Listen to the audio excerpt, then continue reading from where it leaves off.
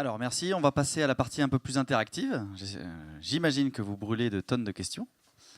La plus dure, c'est la première, en général. Ensuite, ça coule. Au pire, si vous êtes sec, j'ai des questions de mon côté pour alimenter le débat. Je propose, donc, il y a combien de chaises? Normalement, il y a 7 chaises. Il y a 5 chaises.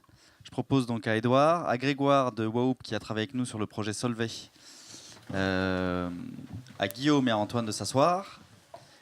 Moi, j'ai mes quelques questions qui sont notées ici. Et l'idée, donc, je vous rappelle un peu les sujets qui ont été abordés. Le foisonnement, la notion d'approche très data-centrique, la notion de métastructure pour créer une IoT factory plutôt que... Alors, lab ou factory, mais qui ne soit pas sur du POC, qui soit sur de l'accélération. Il y a aussi le volet technique qui peut être abordé sur des questions pour Aristide aussi, le volet cybersécurité, etc. Donc profitez-en. Est-ce qu'il y a des questions du coup? Et une chose, je vous demanderai d'attendre d'avoir le micro, puisqu'on enregistre les questions. Elles pourront être retenues contre vous et il faut qu'on ait le micro pour les enregistrer. Et les réponses également. Voilà. Est-ce qu'il y a des questions pour commencer? Ah, très bien. Et du coup, je vais te donner mon micro et moi j'en ai un autre. C'était une question pour Edouard. Je vais essayer de ne pas m'étouffer. On enregistre en plus. Aujourd'hui, le pneu connecté, c'est une réalité. On peut le voir sur quelques super sportives allemandes, sans les citer. La question que je me posais, c'était est-ce que Michelin, justement, envisageait de déployer ça en masse sur la voiture de monsieur et madame tout le monde? Si oui, à quel horizon? Et quels étaient les freins que vous rencontriez aujourd'hui pour pouvoir mettre ça en mass prod sur l'ensemble des parcs et des constructeurs que vous mettez en première chose? Voilà. Alors c'est une question que j'aurais pu la mentionner.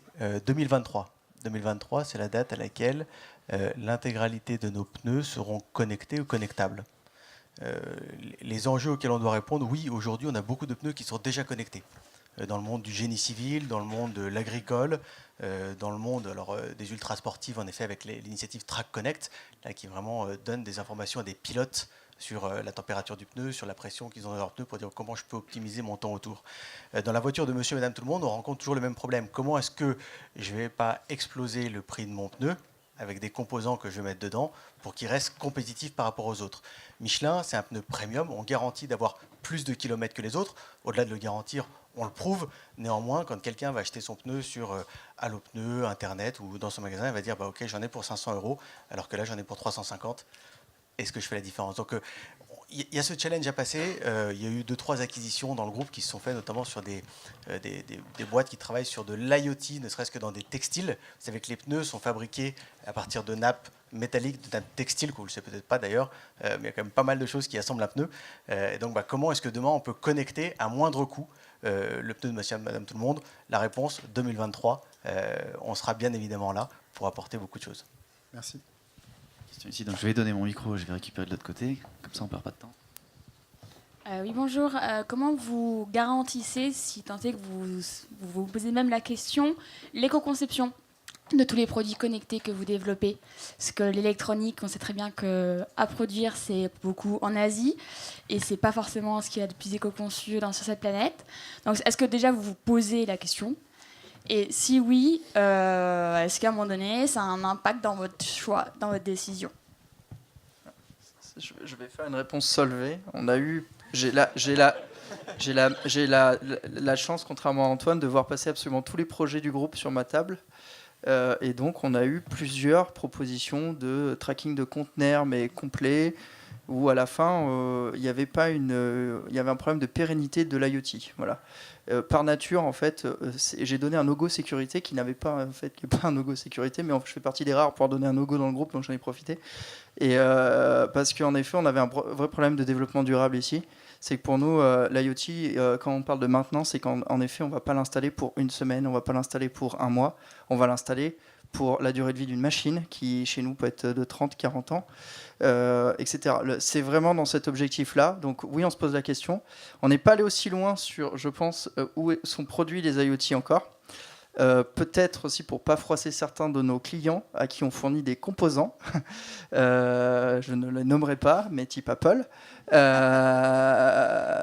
Donc on n'est pas encore allé si loin, mais clairement, en tout cas, on a une tendance à tuer les projets qui n'auraient pas une vocation à montrer une pérennité du device. Voilà. Et juste en complément à la remarque, j'en profite pour rebondir sur la fabrication d'électronique. Nous, on travaille avec Lacroix Électronique qui est présent ce soir et qui fabrique, enfin, design et fabrique en France. Donc il n'y a pas que l'option asiatique pour le coup pour faire l'électronique.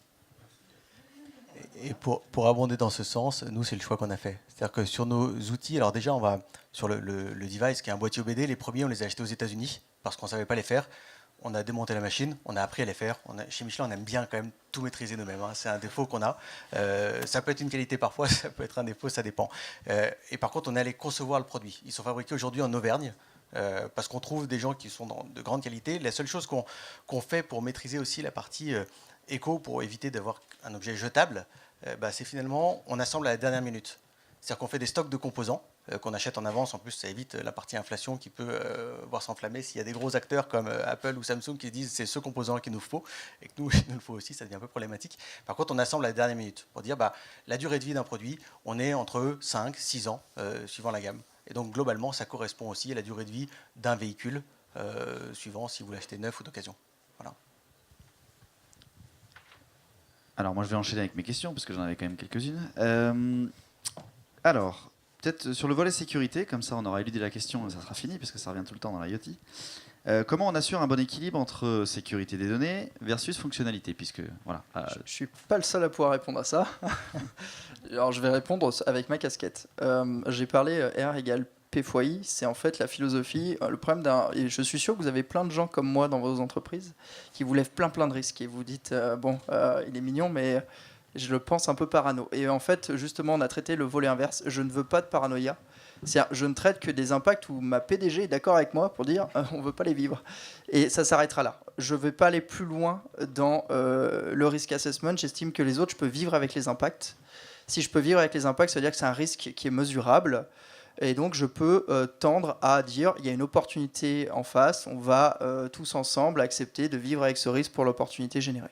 C'est vrai qu'on préfère avoir une opportunité vraiment chiffrée parce qu'on est vraiment capable souvent de chiffrer les risques pour vraiment savoir si ça a un intérêt. Avec l'IoT, je pense que ça fait partie du jeu de dire on n'est pas dans un ROI vraiment mesuré. Donc on connaît notre risque, on connaît le risque qu'on va prendre d'un point de vue chiffre. Mais allez, tant pis, on va vivre avec. Il est difficile dans des super structures. Alors nous, surtout en industriel où il y a beaucoup de Céveso, on est beaucoup réglementé, on travaille avec l'armée, etc. On a à peu près toutes les réglementations qui existent sur la planète sur le dos. Il est compliqué de se dire on va tout prendre en compte parce qu'on ne peut pas bouger, c'est forcément un statu quo. Donc je pense que pour nous, l'exercice a été juste de nous focaliser sur les risques avec un impact non acceptable, qui sont majoritairement des impacts humains et financiers, pas que pour le groupe, mais il faut le savoir, financiers aussi pour des fois des États ou pour des entreprises avec qui on travaille, parce qu'ils ont une dépendance économique avec nous. Et donc, par nature, on refuse, si l'IoT met en péril notre écosystème, de prendre ce risque-là. Voilà, donc ce n'est pas uniquement Solvay-centrique. On va un petit peu plus loin. Voilà. Mais je pense qu'il y a d'autres personnes qui peuvent répondre à cette question. Ce que j'aime bien, c'est qu'on a un peu le point Godwin de la cybersécurité avec Solvay, c'est-à-dire que si Solvay fait de l'IoT, toutes les autres boîtes peuvent en faire, puisque là on est sur un risque d'explosion directement. Normalement, on parle plutôt des données, mon mail, etc. Il va être exposé. Là, ça décomplexe un petit peu vis-à-vis de la sécurité. Quelque chose industriel, attention. Moi, on a parlé IT-OT. Pour ceux qui ne connaissent pas la différence, l'IT, la confidentialité, c'est la partie la plus importante du fameux confidentialité, integrity, availability. Donc, confidentialité, intégrité et disponibilité de la donnée. En industriel, donc partie OT, on inverse le paradigme. Donc, vous êtes en disponibilité en premier, intégrité, la confidentialité et la dernière donnée. Donc là, on va rejoindre deux mondes, qui est le monde de l'IT et le monde de l'OT, deux mondes qui ne se comprennent pas. Car il y en a un qui veut de la dispo et l'autre qui veut de la confidentialité. C'est aussi un jeu important dans l'industrie que les autres ne vivent pas forcément. Ça va dépendre des big cases. Souvent, en fait, on s'intéresse plus à la disponibilité de la donnée que c'est vraiment sa confidentialité, même s'il y a des données qui sont réglementées. J'ai beaucoup aimé le point 8, données réglementées, où on n'en parle pas assez. Et c'est souvent lié à la sécurité. Non, mais c'est souvent lié à la sécurité. On ne peut pas faire quelque chose parce que la donnée est réglementée, voilà, tout bêtement. Peut-être juste apporter un complément de réponse, c'est intéressant, c'est sur le projet sur lequel on a travaillé ensemble avec Solvay. En fait, une des clés, c'est aussi de décorréler le design des fonctionnalités et la recherche des BKs, le décorrélé des contraintes de cybersécurité. C'est-à-dire qu'on va créer un lab qui sera designé pour intégrer toutes les contraintes de cybersécurité, et Guillaume va se charger de ça. On se revoit dans 3 mois, mais pendant 3 mois, nous, on va aller voir les usines, on va aller parler au patron de BU, et on va aller instruire des BKs comme si tout était faisable. On ne va pas se mettre tout de suite toutes les barrières de cybersécurité, sinon on arrête le projet au moment de le commencer. Donc c'est aussi de décorréler les deux process et puis de se donner des points de rencontre où on fera converger les deux une fois qu'on aura instruit de part et d'autre. Ça fait gagner pas mal de temps. Et sur la partie données, au contraire, donc ça fait un peu plus penser à certains scandales récents où il y avait des entreprises américaines qui pouvaient être mêlées. Nous, on a fait le pari de se dire ça va être un énorme investissement. Et concrètement, là où on est allé, je pense qu'il y a assez peu d'entreprises qui pouvaient nous suivre, en tout cas des startups équivalentes. On est allé se confronter directement à RGPD. C'est-à-dire comment est-ce que d'un pain principal, ce qu'on voyait, on en fait un argument commercial massif, de dire on est compatible par rapport à toutes les recommandations RGPD et de la CNIL. C'est ce qu'on a fait aujourd'hui en allant chercher les experts, en allant chercher ceux qui assurent aujourd'hui vos données de santé, qui ont été choisis par le gouvernement pour assurer vos données de santé. On a été choisir les mêmes, on leur a dit, voilà, on vous met tout sur la table, voilà ce qu'on traite comme données. Il y a des données confidentielles, il y a des données personnelles, il y a des données GPS. Voilà. Comment est-ce qu'on peut les exploiter? Donc on allait se confronter à ces experts. Et après, le deuxième point, c'est aujourd'hui, on a pris aussi le parti de travailler en toute transparence quand on travaille avec le consommateur, l'utilisateur final, ou même à travers nos différents clients B2B, comment est-ce qu'on peut prévenir, dire voilà, il me faut l'accord, le consentement du conducteur pour exploiter telle ou telle donnée. Voilà. Donc c'est d'être vraiment transparence et d'aller se confronter à la meilleure recommandation, la législation. Merci. Donc peut-être une petite remarque et on changera de sujet ensuite, histoire d'aborder le prisme plutôt compétences après. Sur le volet sécurité, nous qui travaillons à la fois en Europe et qui avons beaucoup de nos clients aux US, la RGPD est en fait un avantage concurrentiel. C'est-à-dire que pour des clients US, on leur dit nous on est compliant RGPD puisqu'on a notre siège social en France et qu'on doit être compliant. Et donc vis-à-vis de boîtes américaines qui n'y sont pas, on a de base un socle normatif qui nous donne un avantage. Donc ça me fait penser à ça. Donc finalement, au début ça faisait mal, mais maintenant c'est plutôt intéressant. Sur le volet compétences, peut-être question pour Aristide et ou Grégoire qui sont sur des visions un peu transverses de l'innovation IoT. C'est quoi pour vous les bonnes compétences pour réussir un projet IoT? Il y en a plein. Pardon, il y en a plein. Je crois que chez Solvay, vous avez montré des tableaux avec beaucoup de monde. Moi, je trouve que ce que j'ai en tout cas vécu, que ce soit au travers de notre activité depuis 3 ans, puis même mes expériences d'avant, c'est que surtout ça transforme beaucoup de métiers de l'entreprise et que finalement, il y a dans pas mal de services des compétences autour de l'IoT ou en tout cas autour des transformations qu'il faut amener. J'ai un bon exemple, c'est des entreprises dans lesquelles j'ai pu évoluer qui ne parlaient pas au client final en direct et qui avaient un réseau de distribution et qui, du jour au lendemain, en mettant un produit IoT sur le marché, donc une application, donc dans un secteur B2C, se sont mises à avoir des retours clients en direct et finalement pour le SAV, donc c'est un exemple, je ne te décris pas toutes les compétences, mais je dirais que, en fait, on s'est planté pour le coup, mais le SAV était habitué à traiter des magasins, mais pas des clients finaux en direct, en fait. Et donc, du jour au lendemain, les mecs se sont pris en pleine face des appels, des applis qui marchaient plus. Et donc, voilà, ça a été un peu compliqué à gérer, ça a pris quelques mois de retard. Et le buzz va très vite. Et donc finalement, la manière de gérer des clients, la manière de gérer des clients qui utilisent des applications, donc des compétences ne serait-ce que digitales, de gestion d'application, d'update, de comment fonctionne une application, même de mode d'emploi finalement, ça on ne savait pas le faire. Enfin en tout cas on n'avait pas staffé pour. Et on s'est rendu compte que on s'est un peu pris un mur là-dessus. Alors que on avait été chercher, naturellement on se dit on va aller chercher des gens de la technique, donc des Witekio, des gens du hardware peut-être, on va aller chercher des gens qui savent faire de l'intelligence, on va aller chercher des bons commerciaux, on va aller chercher des... Mais il y a quelques métiers comme ça auxquels on ne pense pas forcément et qui quand on met une offre, ou en tout cas une offre IoT sur le marché, peuvent être impactés et qui parfois sont des points de faiblesse dans le développement de l'offre commerciale. Oui, enfin, en effet, je partage complètement. Il y a peut-être un point qui est important, c'est qu'en effet, comme on l'a entendu plusieurs fois, il va falloir assembler des compétences extrêmement différentes, des métiers différents, des métiers qui n'ont peut-être jamais collaboré ensemble jusqu'à présent. On va mettre en place des modèles économiques qui sont peut-être pas encore connus et pas maîtrisés par l'entreprise. Ça pose deux questions clés au-delà de toutes ces compétences. Le fait d'aller chercher ces compétences, c'est quelle organisation pour manager ces innovations qu'on va développer. Je serais curieux de savoir chez Michelin comment qui a opéré les services innovants que vous avez développés avec les mutuelles, parce que c'est une question souvent compliquée de quelle organisation de l'innovation et quelle gouvernance. Ça, c'est un sujet qu'on a pris de plein fouet chez Solvay. C'est une grosse boîte avec une organisation mystérieuse parfois. Et la gouvernance de projets IoT est extrêmement complexe parce qu'on se retrouve, tout le monde a son mot à dire, la cybersécurité, l'industrie, toutes les BU veulent parler, etc. Et c'est normal. Mais du coup, avant de se lancer, c'est pas inintéressant, et c'est le parti pris dans lequel on s'est engagé avec Solvay, c'est de mettre tout le monde sur la ligne de départ ensemble, en se disant on va pas être exactement dans les clous des process habituels, mais on va aller vite et ça va bien se passer, vous inquiétez pas. Et ça nous a fait gagner, on gagne du temps comme ça sur le process. Donc l'organisation de l'innovation et la gouvernance sont des sujets importants. Merci. Est-ce qu'il y a des questions dans la salle sur ce sujet compétences et skills? Oui. Alors le micro est passé là, donc c'est parfait. Ce que vous semblez décrire quand même, c'est qu'il faut qu'il y ait une volonté du top management très forte pour un peu bypasser des workflows classiques où les besoins sont exprimés, évalués, et il faut un peu casser des silos. Visiblement, l'intervention de consultants extérieurs facilite cette démarche. Est-ce que ça veut dire que par essence, il faut amener une stimulation externe pour un peu faire bouger les lignes dans des projets où finalement on ne sait pas très bien où on va, il y a une incertitude, et il faut à la fois qu'il y ait une volonté du management très forte pour un peu investir potentiellement à perte, et potentiellement y aller de manière assez déterminée en bypassant les organisations existantes. Et donc avec le risque derrière que les gens n'achètent pas le résultat.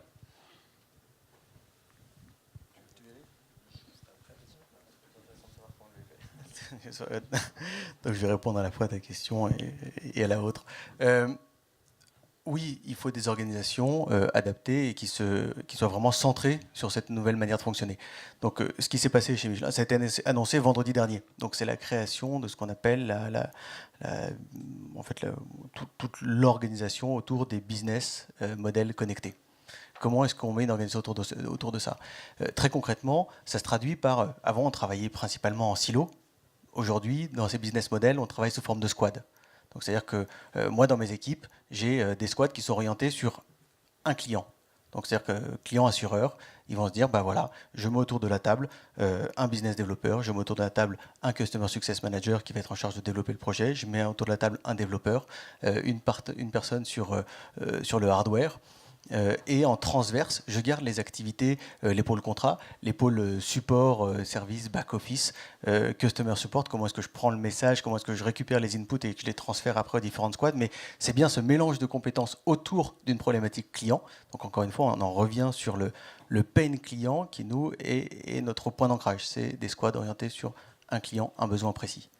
Et c'est ce qu'on a mis en place et c'est ce qui nous a permis de se définir en disant, bah voilà, on a 3 squads aujourd'hui concrètement. Une sur la partie Better Driver, une sur la partie Better Road, une sur la partie Better Car, orientée autour de ces clients-là. Donc c'est ce mélange des compétences. Et après, pour revenir sur votre point de dire comment est-ce que ça a été accepté par la hiérarchie, oui, il faut une volonté très forte du CEO. Aujourd'hui, Florent Ménégo, qui est notre nouveau patron depuis peu, qui a remplacé Jean-Dominique Senard, l'a dit, c'est tout ce qui est business model connecté, c'est peut-être le futur de Michelin. On le voit, on a hésité peut-être avec même certaines startups qui ont été incubées en interne, de faire des spin-offs, de dire est-ce que ça peut avoir de la valeur? La réponse était non, vous restez ici parce que demain, c'est peut-être vous la valeur. Est-ce que demain, dans 10 ans, dans 20 ans, on sera toujours sur des pneus? Je ne sais pas. Est-ce qu'on se déplacera toujours? La mobilité, oui, certainement. Donc comment est-ce que je mets l'organisation au service de cette partie vraiment connectée et son mobilité de demain? Merci beaucoup. Je peux juste compléter sur la partie que vous avez citée sur le fait de est-ce qu'il faut faire appel à l'externe. Grégoire comme moi, je pense qu'on va pas dire non, mais au-delà de ça, j'ai retenu ce que tu as dit chez Michelin. Le fait de s'ouvrir à l'externe, au-delà de consultant pour la transformation, mais même globalement de travailler en groupe, ça me paraît plus que fondamental, ouais. Plus qu'important, parce que ça, encore une fois, c'est une transformation et que le faire seul, c'est globalement voué à l'échec. Et en ce qui concerne nous, en tout cas notre retour d'expérience pour ce qui est de notre métier à nous, en lien avec l'implication de la direction, c'est clair que nous, on peut faire ce qu'on veut, mais si en interne, de le côté client, il n'y a pas une vraie volonté de la direction, généralement c'est voué à l'échec. En tout cas, on se démène, mais généralement ça ne va pas tellement plus loin. Juste là-dessus, un complément, c'est-à-dire que, comme je disais tout à l'heure, les projets IoT, alors beaucoup de projets d'innovation c'est pareil, mais sur les projets IoT, il y a un nombre de compétences différentes qui fait que tout le monde doit... on ne connaît pas de boîte qui maîtrise tout. Nous, on travaille avec des partenaires, des gens qui font du hardware, des gens qui font du consulting en innovation, des gens qui connaissent le métier sur lequel ils veulent innover. C'est très compliqué pour une boîte d'intégrer tout. Donc, de fait, quand bien même il n'y aurait pas la volonté de le faire, ils sont obligés de le faire. Et donc, c'est d'où l'importance d'avoir une vision globale, d'où l'importance d'avoir des quick wins, d'où l'importance d'avoir une approche partenariale, etc. Oui, il y a des micros là, ça c'est à moi. Ouais, non, juste par rapport à la question aussi. Clairement, donc, il y a besoin d'énormément de compétences. Donc nous, pour commencer vite, on n'a pas changé les organisations en fait. On est plutôt parti sur l'idée de faire collaborer un certain nombre de gens qui sont restés dans leurs entités. Voilà, donc c'est vraiment plutôt le côté networking, collaboration qu'on a mis en avant. En même temps, on n'a encore pas produit, c'était dans les slides, on n'a encore pas produit notre offre de service. Donc on est encore quand même malgré tout dans cette phase de décollage. Et quand on va la produire, cette offre de service, peut-être que la question viendra de est-ce qu'on a besoin d'avoir un bout d'organisation, on va dire, qui fait un nombre de choses et qui est un peu plus dans un organigramme, enfin voilà. Donc ça viendra peut-être, hein. Mais voilà. Donc je pense que le truc c'est qu'on peut avancer sans tout de suite créer un truc trop rigide, quoi. Est-ce qu'il y a d'autres questions dans la salle? Alors moi j'en ai. Alors j'hésite entre deux. Du coup il y en avait une autre sur les compétences, mais on peut peut-être passer à une autre. Alors ça va être une question très simple. Quelles sont les étapes à suivre pour réussir un projet IoT? Parce que les gens sont venus là pour ça quand même, hein, donc à un moment il faut pas mentir sur la marchandise, messieurs les... Bon, bah, je vais commencer, mais pour faire très simple, et puis je crois que c'était un peu dans des choses que j'ai pu dire, mais nous ce qu'on pense c'est qu'il faut commencer par savoir pourquoi on le fait, et donc s'intéresser au pourquoi, c'est s'intéresser aux clients, au cas d'usage, au pain, tu l'as dit. Donc voilà, s'il y a peut-être un truc à retenir au démarrage, et puis je laisserai ceux qui ont développé d'un point de vue industriel. Mais en tout cas, nous, voilà, c'est vraiment le point de départ. Ça ne veut pas dire qu'il ne faut pas faire de la veille techno, ça ne veut pas dire qu'il faut se documenter, ça ne veut pas dire qu'il faut être alerte sur ce que font votre marché, vos concurrents, ce qui se développe dans d'autres marchés. Mais globalement, quand même, faut vraiment se centrer sur le consommateur, le client, ou en tout cas l'écosystème de clients. Excuse-moi, peut-être juste du coup pour rebondir là-dessus, en fait, je répondais à ta question. Peut-être que pour réussir un projet IoT, il ne faut pas l'appeler comme ça. Peut-être qu'il faut pas. En fait, c'est pas un projet IoT. C'est un projet business. C'est un projet qui a un impact, qui a un but, qui va entraîner l'organisation avec elle, etc. Enfin, tu veux que je renomme ma conférence? Voilà. C'est ça que tu dis? Non, mais en fait, c'est peut-être une mauvaise piste de le nommer par le moyen qu'on va utiliser pour obtenir l'impact. Donc, en fait, il y a 1000 façons de réussir des projets. Ça dépend un peu de quel type de projet il s'agit. On a vu que ça pouvait être des projets d'efficience opérationnelle, des projets d'optimisation de process existants, des projets de nouveaux business models. Bah, c'est des typologies de projets très très différentes qu'on n'aborde pas pareil. Du coup, peut-être que ne pas mettre l'IoT au centre de la question peut permettre de débloquer un peu le... Voilà. J'évite un peu la question. Mais... Non, très bien. Dans l'immobilier, c'est l'emplacement. Ici, c'est le client. Mais très clairement, c'est juste quels sont les pains du client auxquels vous devez répondre. Après, IoT, pas IoT, ça peut se faire sans IoT si ça doit se faire sans IoT. L'IoT permet juste de dire comment est-ce que je peux peut-être accélérer ou avoir accès à une data plus granulaire ou venir corriger des éléments de sécurité, être dans l'anticipation. Mais c'est vraiment quel est le besoin du client. Et le besoin du client va vous dire, c'est lui qui va vous donner le cadre. Il va dire, notre cas avec les assureurs, les gars, vous avez 1 euro par mois pour jouer. Débrouillez-vous là-dedans. Ok, bon, on va se débrouiller là-dedans. Comment est-ce qu'on peut avoir 7 euros par mois pour jouer? Après, par contre, il y a quand même quelques millions de personnes en France qui sont assurées, donc vous avez du volume. C'est vraiment cette captation du besoin qui permet de définir tout le reste. Et donc, je n'ai pas d'autre réponse finalement que c'est le client qui va donner le tempo et en fonction de son besoin. Guillaume, tu voulais... La sécurité, tu vas dire? Non, pas du tout. Non. Là, oui, mais non. Je vais juste pour rebondir. Chez nous, on n'a pas eu de buy-in de notre PDG. Voilà. Jean-Pierre Clamadieu estimait qu'il y avait une bande de fous qui s'amusaient sur un truc et bon, on verra s'il en sort quelque chose. Donc, est-ce qu'il faut le buy-in de son PDG pour faire ça? Ma réponse est non. Est-ce qu'il faut le buy-in de son PDG pour l'accélérer plus tard? La réponse est oui. Donc, je pense qu'on peut lancer, c'est ce qu'on fait, une démarche IoT pour convaincre le top management qu'il va falloir qu'il s'y intéresse et que c'est un élément de business possible pour répondre à en effet des points pain pour le client. Donc je pense que pour moi c'est aussi un des éléments pour convaincre et amener le top dirigeant à venir autour de la table. Le plus gros point bloquant, en tout cas dans une super structure comme nous, c'est le middle management. Parce que le middle management a un pouvoir malheureusement de no-go. Et en effet, si on les embarque pas bien tous, il y en a un moment qui peut être un peu le grain de sable dans la chaussure et vraiment qui va tout bloquer. Et on va pas trop savoir pourquoi. Donc il faut pas froisser le pouvoir qu'on a eu du mal à acquérir en tant que middle manager. Et donc il faut les embarquer. Je pense que malheureusement, on l'a vu, l'approche top-down ne fonctionne pas forcément. C'est très culturel, l'approche top-down. Aux États-Unis, ça fonctionne bien. En Belgique, je vous le dis, ça fonctionne moins bien. Le PDG peut dire quelque chose, le middle manager dira oui mais non. Voilà. Et en fait, je pense qu'il vous faut un buy-in global de l'entreprise et surtout des acteurs où vous voyez qu'ils vont pouvoir tuer votre projet. Et un dernier élément sur qu'est-ce qui peut faire réussir un projet IoT. Et nous, on le voit beaucoup, entre autres, ça marche aussi sur la transformation digitale, on peut aller plus loin. Ne promettez rien. Le nombre de projets que je vois où les personnes m'arrivent et disent on va gagner 1 milliard de capex en 5 ans, ça c'est la mauvaise promesse. Je pense que promettre en effet quelque chose comme ça, c'est tout de suite se mettre tout le monde à dos. Et on a un peu de mal à y croire. Donc ne pas promettre et y aller un peu en toute modestie, c'est aussi un moyen de réussir son projet IoT et de mieux embarquer les gens. Parce qu'ils disent ok, tu nous demandes de t'aider et en plus tu sais vraiment pas où tu vas et tu promets pas grand chose, donc pourquoi pas. Je vais gagner 1 milliard, je vous demande juste de m'accompagner, c'est un peu plus compliqué. Donc promettez pas forcément quelque chose et on le voit très bien, promettez pas forcément aux clients. Hein. Ce qui fait le plus embarquer les gens, c'est quand ils l'adoptent naturellement. Beaucoup d'arguments commerciaux, ça vous fait pas forcément venir sur des applications. Je sais pas, vous utilisez beaucoup d'applications, vous les voyez jamais à la télé, pourtant vous les utilisez. Merci. Juste pour compléter. Après, il y a une question dans l'assemblée ensuite. Juste pour compléter, ce qui est quelque chose qui est essentiel. Nous, on est tombé dans le panneau. Il faut juste savoir dire non. Savoir dire non. Moi, aujourd'hui, j'ai beaucoup de gens, assureurs ou autres, qui viennent me voir, qui disent voilà, j'ai une idée, j'ai un projet, je voudrais lancer quelque chose. Ok, c'est quoi l'offre commerciale qui est associée? Je sais pas, on va le définir ensemble. Non, désolé. Ou alors il y a le buy-in en effet du top management qui dit les gars, on y va et on est prêt à cramer 1 million, 2 millions, 3 millions de cash pour ce projet-là.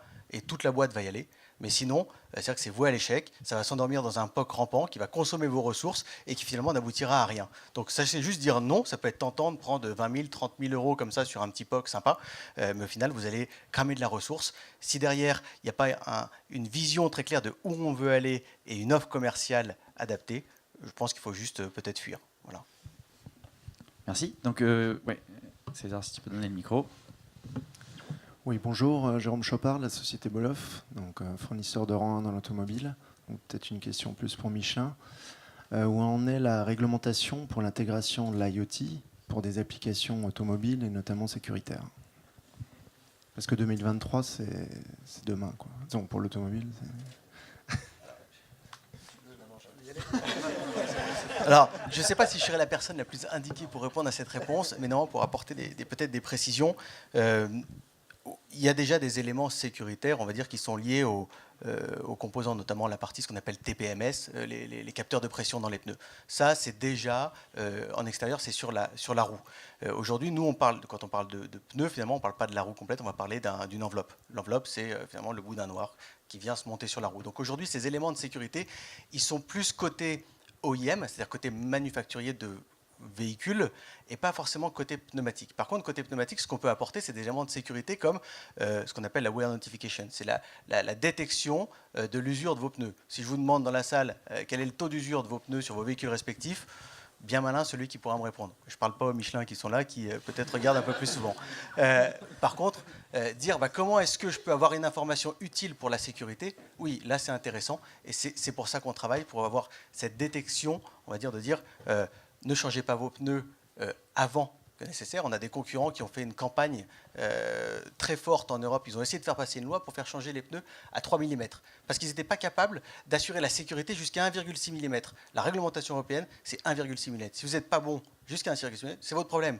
Nous, on investit, on fait de la recherche et développement, on investit des milliards chaque année pour justement promettre aux consommateurs d'aller jusqu'au 1,6 mm en toute sécurité.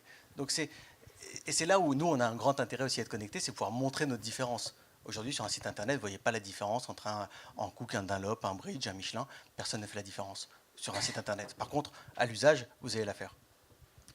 Alors, ok, mais là, on a parlé plutôt de l'application. D'ailleurs, moi, j'ai une question sur l'aspect capteur. Un pneu, c'est jetable.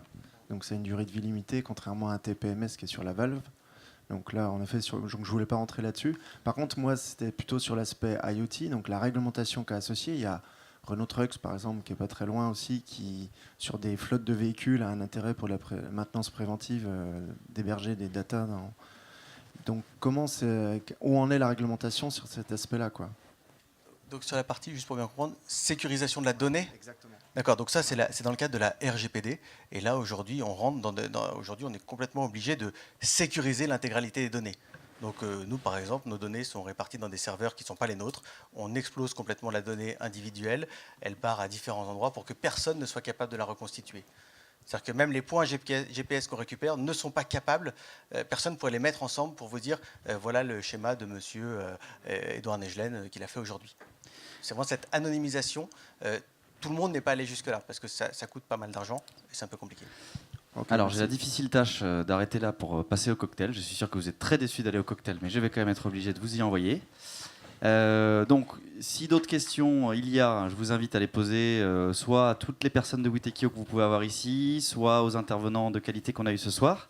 Dernier élément avant le cocktail, juste pour vous dire qu'effectivement, on sera pendant 2 jours sur le SIDO et qu'on a des formats qui permettent de dérisquer le départ des projets IoT si vous ne savez pas par quel bout commencer.